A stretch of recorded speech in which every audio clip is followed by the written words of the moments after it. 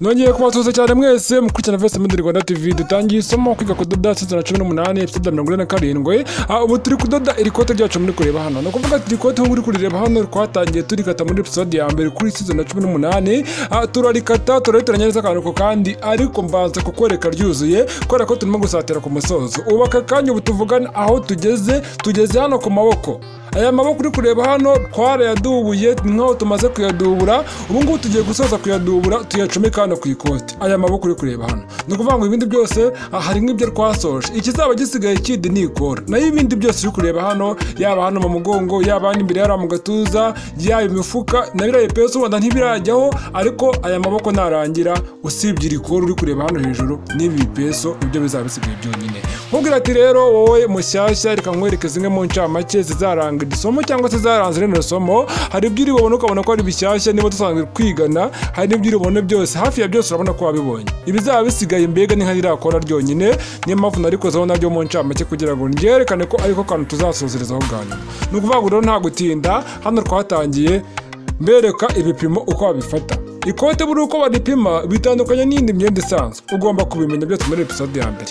Mbereka uko bagabanya ibipimo, uko barenza amakutire, ibi byose mwarabibonye. Mbereka uko bashushanya, mvuga ati jasobanuka gutya ngo noneho ugasiga uno mubare warangiza, nyuma yaho mbereka nuko bakata. Mwarabibonye, tumaze gukata birabyo nyuma dukata n'amadekupe. Ibi byose mwarabibonye, nyuma ukata dekupe nazo navuga ati buriya rero ubugembye hara gutya kugira ngo bigende gutya na gutya hariya mu gatuza, yego bigende kuriya amabere yicaremo neza, byose mwarabibonye. Nyuma yaho turakata, ibi byose mwarabibonye. Nyuma yo gukata nabwo tugikomeza tujya komeka virizorine y'ibiheri, mwarabibonye nabasobanurira ibyo ari byo, ni byose twarabikoze. Ndongera ndababwira ati batiranya dekupe gutya ukayitiranya uturutse hasi, nibyo byiza ni itegeko, uba ugomba guteranya dekupe uturutse hasi, ibi byose mwarabibonye. Nyuma yaho tujya kudubura na duburire, ndababwira ati duburire rero badubura gutya murabibona. Nyuma yo kudubura tujya gutera imifuka, ibi byose mwarabibonye. Nyuma y'imifuka rero dore igisigaye wabonye ikora ibipesu tukaba turasoje. Noneho nyuma y'ibi ikote ryacu riraba ryuzuye.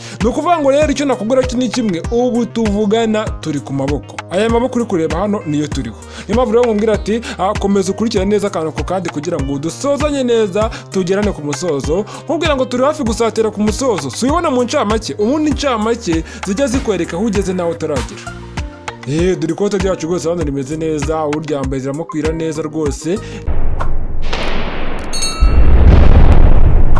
Reba nanihindukiza rwose rimeze neza. Urari ukuntu umuntu ajya gupimira nko kuri maneke, rimwe na rimwe umuntu agashyiraho udufashe. Murabizi abacuruzi rwose bacuruza ibintu by'imyenda, murabizi hari utuntu ngo bita ngo udufashe ufatisha imyenda kugira ngo ikwire maneke neza. Ariko hari iyo wapimye umuntu imyenda iramwigira bitagombereye kagafashe. Rero hano twasojereje ubushize nimba yibuka, mbansubije inyuma akantu gatoya kugira ngo mbanze nkwibutse aho wasozereje, duhite dukomerezaho nibura aho wasojereje uza hariho. Twaba turi gutera ipasi hano. Mabwira ngo iyo umuntu amaze gufunga amaboko, mbere yuko dushyiramo kandi kadodo ko hasi ari ako kaboko kumuzenguruko w'akaboko hasi, hari akadodo turi buze kuhashyira, urabibona mu kanya. Ndabaza ngatera ari amakutire hose nkaryamisha, yaba kutire yo ku gitenge yaba kutire yo kuri duburire, ziriya kutire zose ngomba kuziryamisha kugira ngo umwenda wacu uze kurushaho kurambuka, urushaho wenda nko kunoga niko twabyita cyangwa se kurambuka. Nimero ya WhatsApp, nimero ya groupe ngiyaho hasi, nyandikira abantu muhita mumamagara rwose mbabwiza ukuri mumbabarire mwihangane, ntabwo njya nitaba telefone. Niba ushaka kumvugisha nyandikira kuri WhatsApp. Uzuka n'igihe mwitaba hariho umuntu wifata akamaya nka saa 4 z'ijoro pe, saa 5 z'ijoro ngayibaza wenda ndaryamye ndasinziriye nananiwe cyangwa se naguye n'agacuho, birumvikanye iyo umuntu ananiwe cyane no kuba bimeze. None wanje kuva ku telefone irasongera ikongera igasona, avuga ati n'umuntu mama ngiciro zinga rikaza nitabe numve, ngahita numva ngo aro yego none se ngo amaye modelese turi batumeze gutya na gutya, ngayibaza saa 5 z'ijoro. N'ubu ibyo bintu ari byo koko, ariko unyandikiye kuri WhatsApp cyagiye mbyutse mu gitondo, cyagiye ngiye kuri telefone nsoma ubutumwa nkagusubiza bikagenda neza. Dore nkubwiye ati ra nimero ncishaho hariya, ujye unyandikira n'ibyo byiza, pe. Kwikomereza nyuma yo gutera ipasi hari habiri rero wabonye handi hasi twaciye, nimba uhibuka neza hano twarahaciye mwarabibonye. None ngiye gutandukanya amakutire yose, yaba kutire yo kuri duburire yaba kutire yo ku gitenge, ngiye kugenda zitandukanya buri kutire iryama ku ruhande rwayo.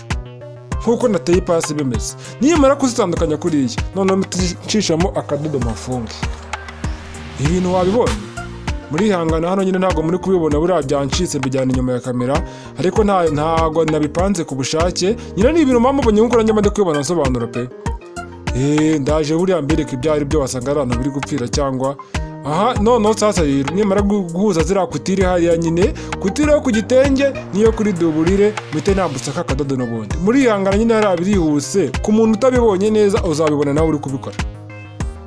Niyo mpamvu nababwira ati njye iyo haje mu kibazo ndabibabwira, ntago nakicekera ngo wenda ngo ndabajijishije ngo ndabirengagije ngo ndabibagiza.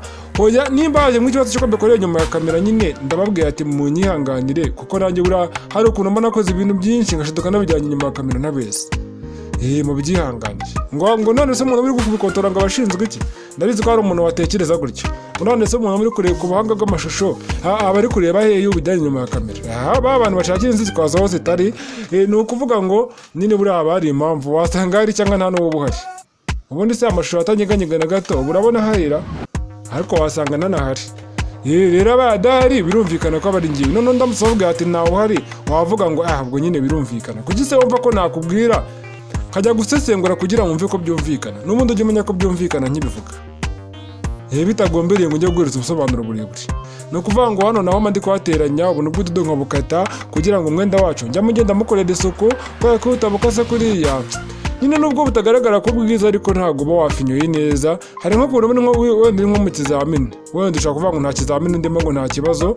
Iyo uri nko mu kizamini ukabona barawiciye bagiye kureba ko wawufunze nk'imbere koko nimba ufite isuku umeze neza, ugasanga biriya bintu by'indodo biragutsindishije pe.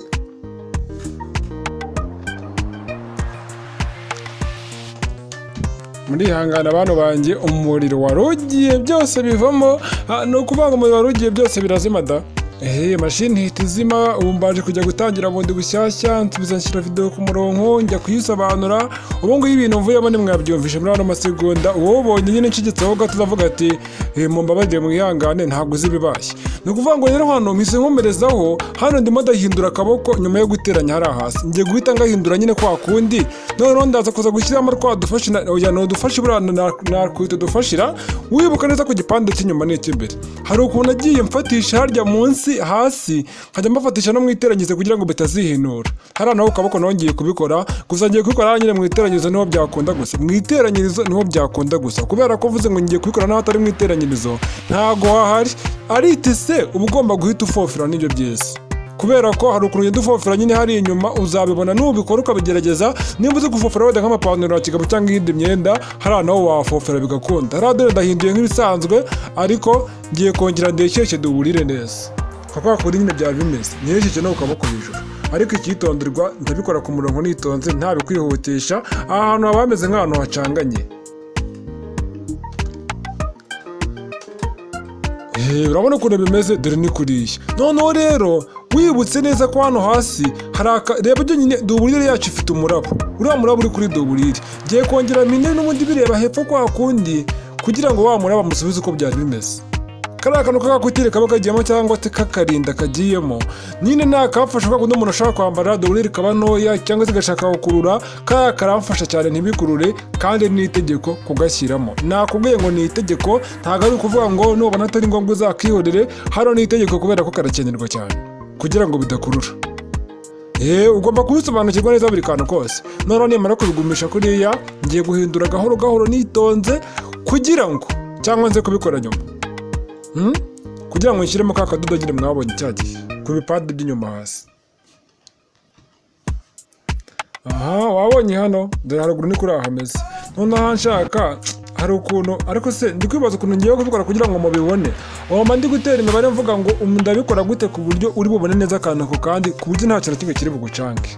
Reba kuri abyihinnye hari hasi, bigomba gukomeza bigumye kuri abyihinnye, ariko imbere nkajya gufatishamo hariya kuri kutire ku kaboko nka kwa kundi nabikoze ku bipande by'inyuma n'iby'imbere by'ikoti.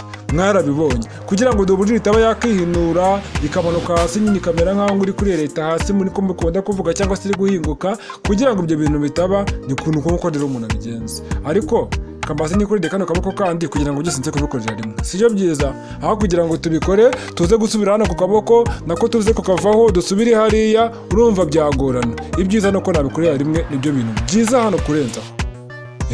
Hano wabonye kutire ndimo zitandukanya kwa kundi cyagiye bwa mbere ntiwabibonye neza, nabikoreye nyuma ya kamera si byagaragara neza, ariko ni kuriya nta kundi. Reba kutire zirimo ziratandukana hariya kandi nyine nkahuza neza hari hagati na hagati neza. Ka kadodo ko hasi ndimo ndakambutsa neza kazenguruke ku buryo kari buzenguruke hari hasi hose.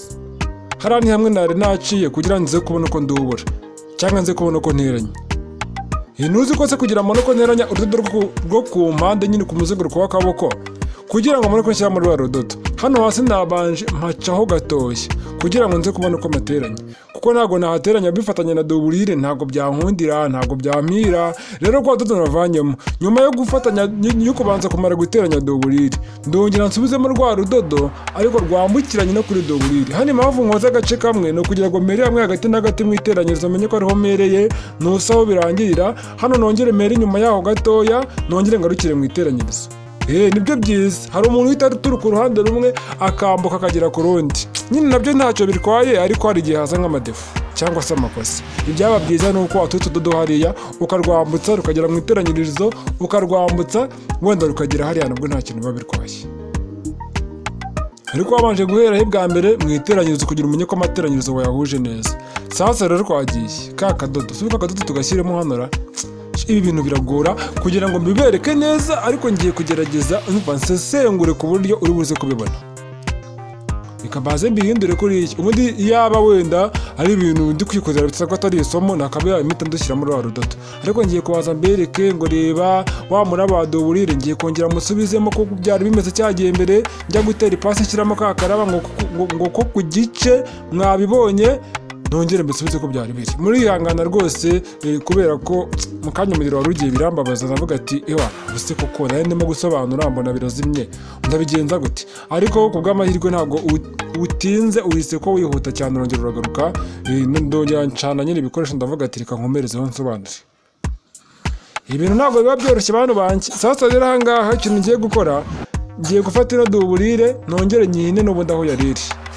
Muri ihanganira nyine akijwi, hari umuntu turi kumwe uri gukorera gatoya, ariko ni ibintu byaba biri buhite birangira. Ntabwo ari uko arwaye inkorora, ahubwo nuko nyine buriya kwa kuzinya inkorora zitunguranye biri aho bigahita birangira. Ni ukuvuga ngo hano rero urabona ukuntu ngiye gashyira wa muraba ahantu wari uri umwe wa doublure n'ubundi musubije aho wari uri. Noneho ngiye gucengezamo akaboko hariya gahoro gahoro hagati ya doublure n'igitenge, ngiye gucengezamo akaboko. Ariko banza ubirebe neza, banza gutegereza hari ukuntu abireshyesheje, ubanza ubyitegereze kugira ngo ibyo ngiye gukora ubone ibyo ari byo neza. Hari ukuntu mpita ko mbikora nihuse ntimubibonye neza, kandi icyo mbangamije ni ukugira ngo ubibone neza. Sasa rero itegereze hano, urabona ko ya doublure nongeye nkayihina n'ubundi ikasa niyegera hasi, n'akandi kaboko urabona ko ariko bimeze, dore niko bimeze. Wabibonye? Ubu tuvugana aya maboko narangira tugiye gukora icyo bita eprete cyangwa se akamatora bashyira mu rutugu hejuru ku ikote, kuko urebye neza ku rutugu rw'ikote abameze nk'ahantu harimo ikintu cy'ikimatora cyangwa se mose, uzakoreho ku ikote wumve mu rutugu.